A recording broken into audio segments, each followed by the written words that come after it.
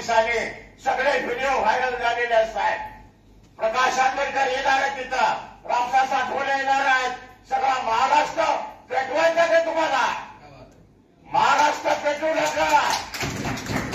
आणि सगळ्या महाराष्ट्रातले नेते जर आले तर तुमची काही खैर नाही। मग बांधवांनो, आम्हाला कमजोर समजू नका।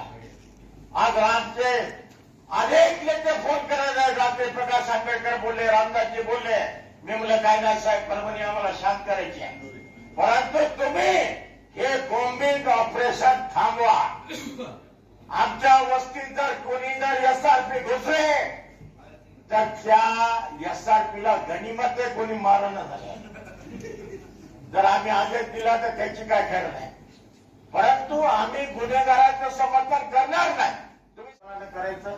आणि आमची लढाई कधीच हिंदू सोबत नाही, आम्ही कधी हिंदू धर्माच्या विरोधात सुद्धा नाही, आम्ही व्यापाऱ्याच्या विरोधात सुद्धा नाही, आम्ही प्रशासनाच्या विरोधात नाही, पण जिथं कुठं चुकत असेल त्याच्या विरोधात मात्र आम्ही आहोत। काल जे अतिरेक झाला, एसपी साहेब, आंबेडकरी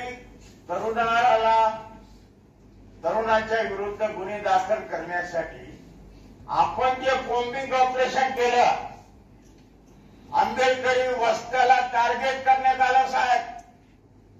आंबेडकरी वसाहतीमध्ये जाऊन घरात घुसून लहान लहान लेकरासहित, लहान मुलीसोबत, महिलेसोबत प्रचंड मारहाण करण्यात आली आहे। आपल्या पोलिसांनी सगळे व्हिडिओ व्हायरल झालेले असतात।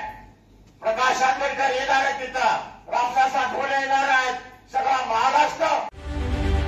रत्नागिरी 24 न्यूज चॅनलला आताच सबस्क्राइब करा आणि शेअर करायला विसरू नका।